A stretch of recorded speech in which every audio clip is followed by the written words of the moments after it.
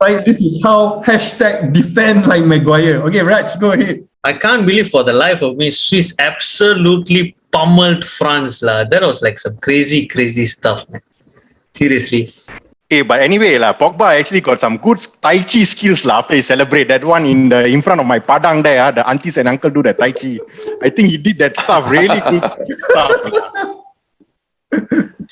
No, really, I am so not sure how this happened, man. After all, it's only Switzerland, right? Anyway, Jai, apa yang you biasanya kata tu? Side France, bang bang, bang bang.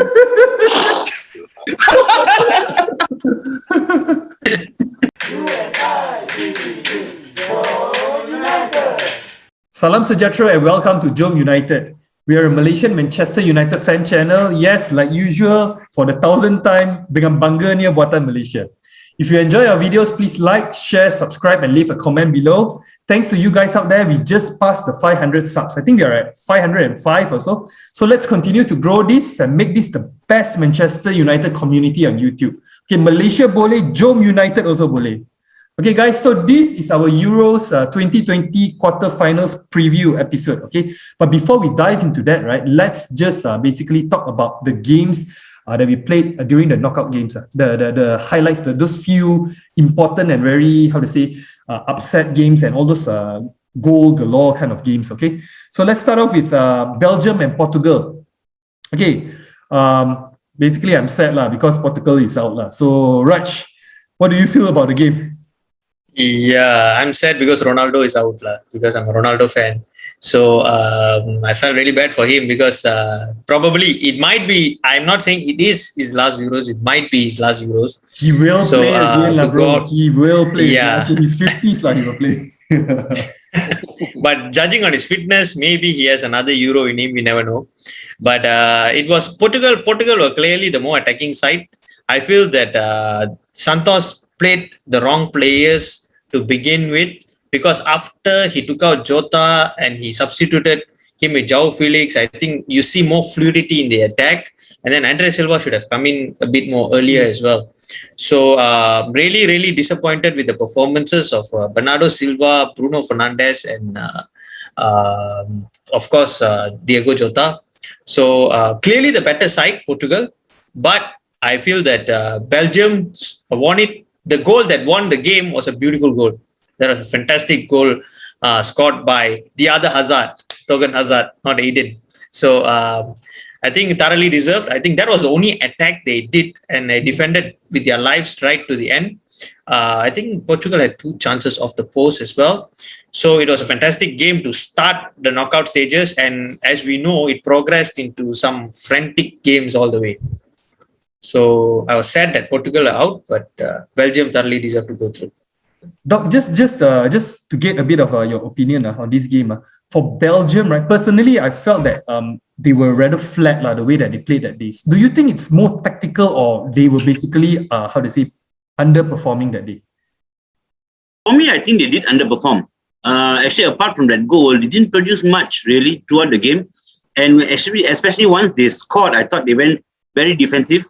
And then I think also probably a bit of Portugal's robust play. Every time De Bruyne got the ball, or Hazard got the ball, they really bore down on them, actually fouled them a couple of times. I think a couple of injuries as well after that. And the moment KDB went off, it became totally flat. Yes. I think, in my opinion, they're a little bit lucky to escape with a 1-0 win. Portugal had the chances to actually tie it and probably take in the extra time. So Jai, game Portugal-Belgium hari tu, Lukaku MU ke Lukaku Inter Milan yang main hari tu? Lukaku Everton.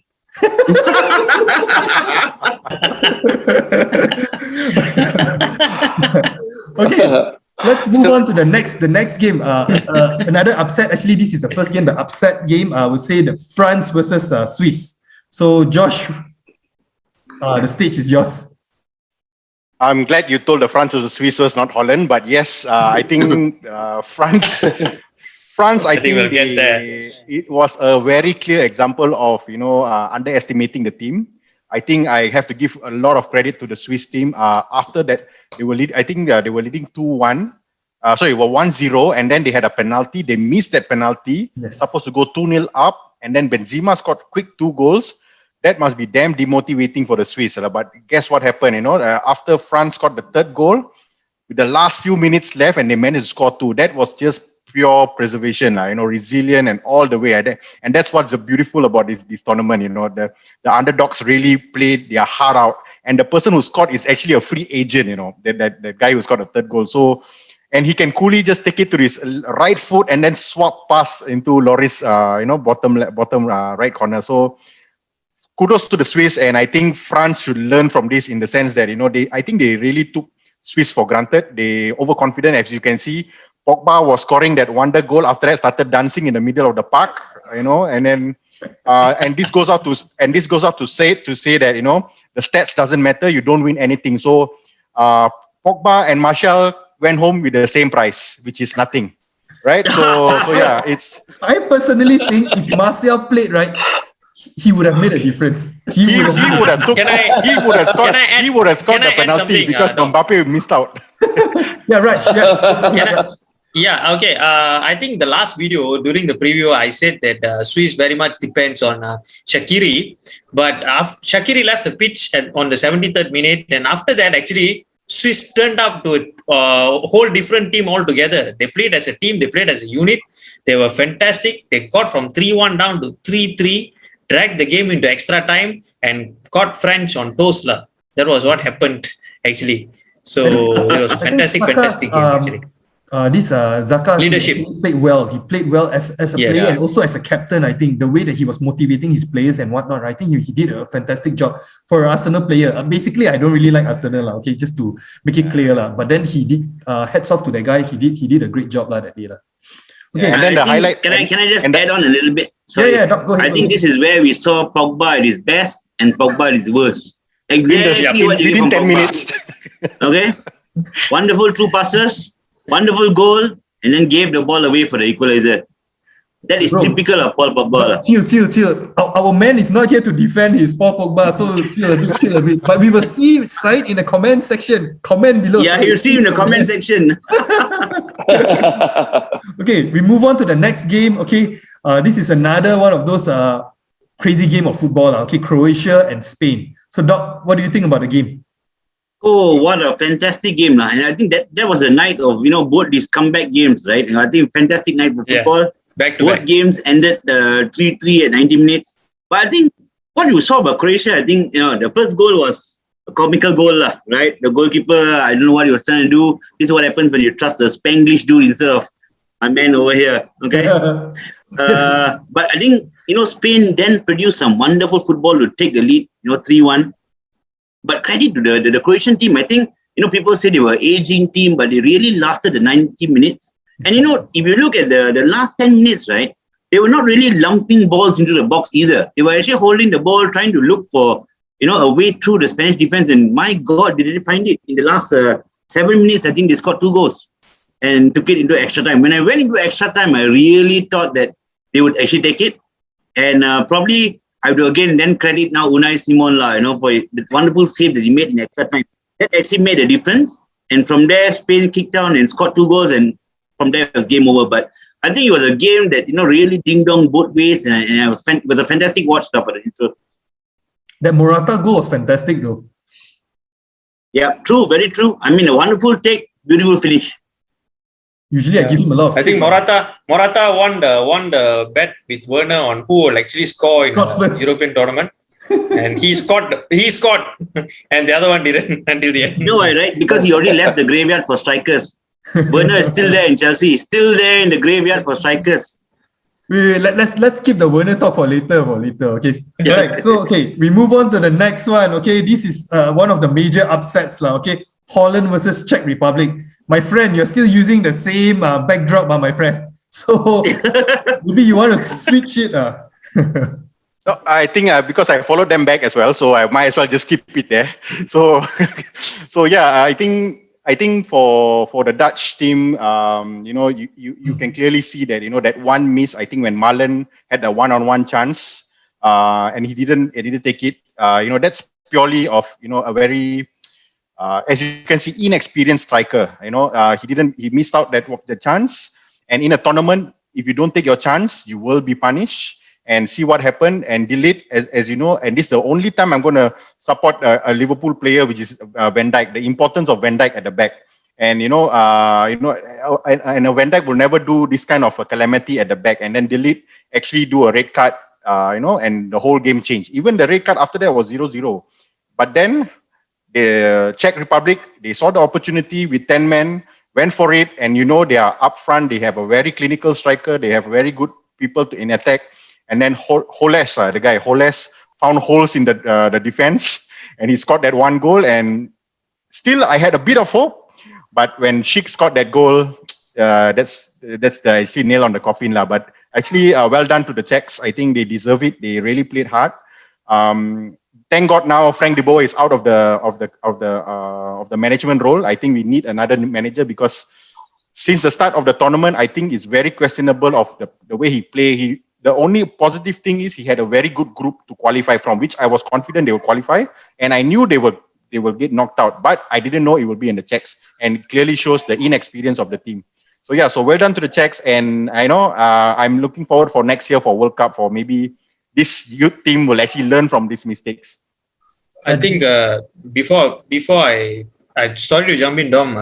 Another shout out to Luka Modric. Probably played his last Euros as well for Croatia, and maybe Daley Blind as well for the Netherlands. We're not sure whether they will return for the next one. So they're great servants to their countries, and all the best to them. So they had a fantastic tournament nevertheless. Even Modric against Scotland was fantastic. Blind was ever present during the group stages. So I think I'll pass it back to Dom. Yeah, so I was about to say that this is one of those games, I think the only game that the Holland's defense was actually tested, and then I think they failed to actually perform. Okay, and I think he forgot about VAR. He wanted to do the hand of God number 2, but then it didn't work. Okay. Quick question, what do you all think of Patrick Schick? I think he's a very physical player, has a good use of his body. And he's a very physical player, if you ask me, in the box. Reminds me a bit of Drogba and Lewandowski mix, but not the finesse as both of them. But he can go places, like he really puts his head into his feet. You see, the thing about the Czechs, right? One thing that they are very similar to Holland, in a sense that they all came up from the academy in Prague. So they all played together for a very, very long time. So that's why you can see the unity of the whole team itself, and they move up together. So, if we have that in, let's say, from I'm bringing just back to touch a bit on United. If we can bring that core people from the youth system, play well, we can make upsets, and you can clearly see the Danish team, the Czech team, even the last time, the Greek team, they all played together for a very, very long time. Even the Swiss team, actually, to be honest. The coach also was there for 7 years. So, with these core players, play a long time, play the synergy there. You don't need big names. Play together for a long time, you can actually make wonders, actually, to be honest.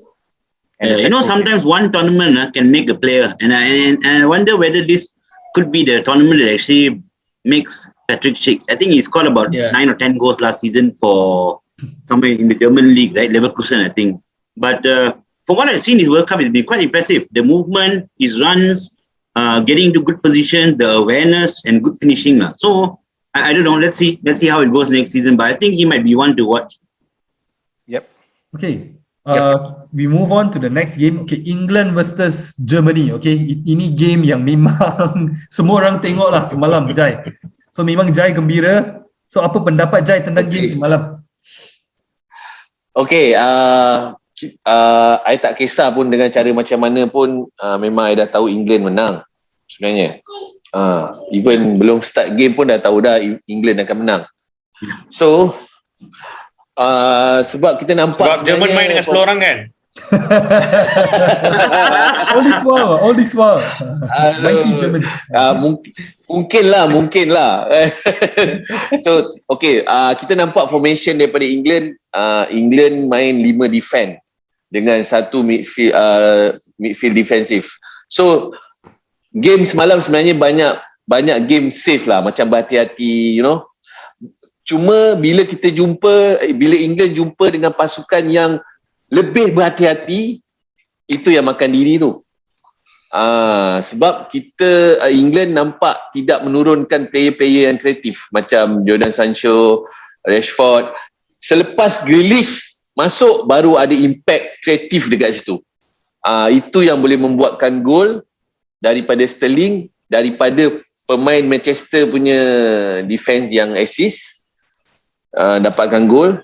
So jadi game tu sebenarnya pada saya dalam 15 minit je baru kita nampak kreativiti tu datang, dengan composure try yang ada.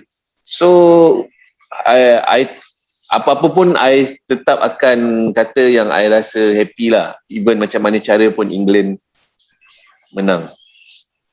So Doc, you want to add on to how Germany played? I think the only game that they really turned up, right, it was against Portugal. What do you think about that? Yeah, I think it was a very tactical game, to be honest. It wasn't boring for me. I thought it was good. It was a tactical game, and why I say that is England, when they were going forward with a 3-4-3. But the moment the Germans got the ball, and knowing how the Germans exploited the 4 at the back against Portugal, and then suffered when Hungary played 5 at the back, I think England took a leaf out of Hungary's book. So the moment the Germans got the ball, I think England dropped back to 5. There were a couple of times in the first half where Germany then switched their game to try and go through the middle, and actually negated both their wing backs. Both Kimmich and Gosens were basically not doing much in the first half, right? And I think that was the tactic that England did. They escaped. Pickford made a couple of good saves, to be honest, right? The one in the second half, starting of second half. Don't discount what Declan Rice and Calvin Phillips did in the centre. I think they didn't nothing spectacular, but they broke up the play and they actually kept the ball moving around. I think they did a fantastic job, both of them together. And finally, at least, I'm happy that Kane scored, and I'm happy that Raheem Sterling scored, because if Raheem Sterling scores, England don't lose. Dom, I nak tambah sikit. Okay. Kalau boleh, England akan bertambah lagi bagus lah.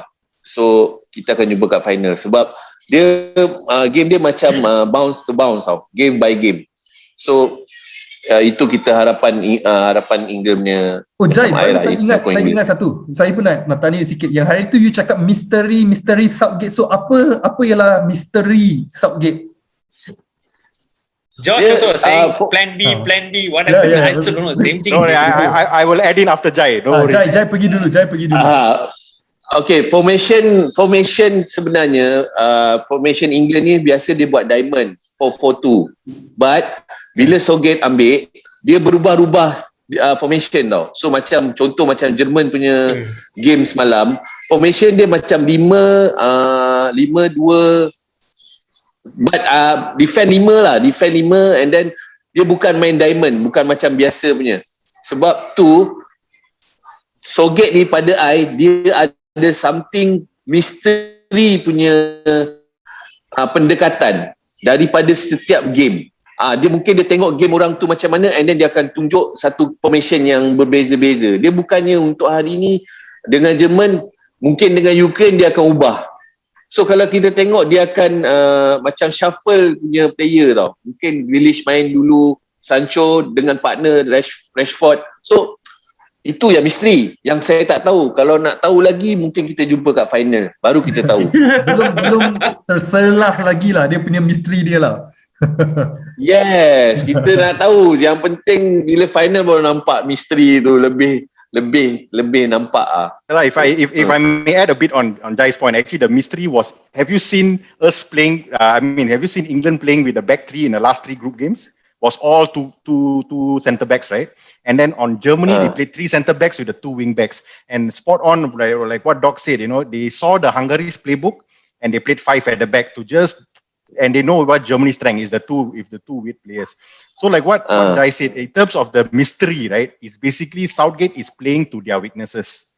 All right, they are taking one game. All Ukraine, they might play 2 centre forward just because they see the weakling in their back. So we do not know. So I'm thinking what Southgate is going through his mind is the experience he had before during the Euros, and the experience he said, to be very strong during the knockout stage instead of the group stage. This is where it's happening. And ultimately, I think England is one of the very first team that played 4 games and allowed 0 goals. So tactically, Josh. everyone is putting every names like you should play this player, but he's getting the results lah. So Josh, yeah. are you trying to say that Southgate is a tactical genius? Well, Same like Ole lah. Come on. he's Ole in the West. That is to say. But And a beard. exactly. Oh, actually, guys, actually sebenarnya benda ni paling mustahak ialah piala. Itu yang paling mustahak. Oh, Even macam mana pun. Piala. Betul, piala. Yeah, but I also think that, just to add on, Luke Shaw also had a wonderful game yesterday, both defensively and going forward.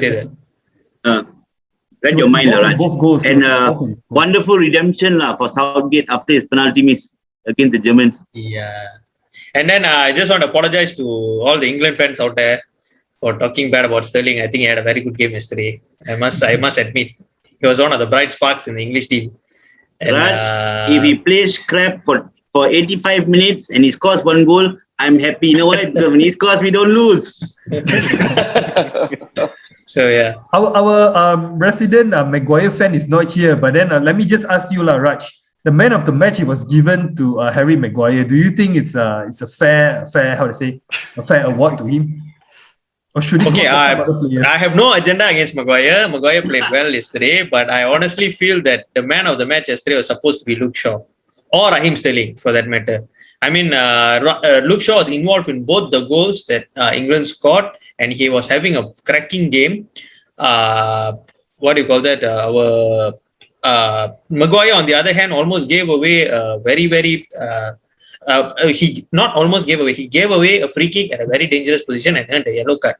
So, if you compare the performances, I would edge more towards Luke Shaw or Sterling. But it is what it is, lah.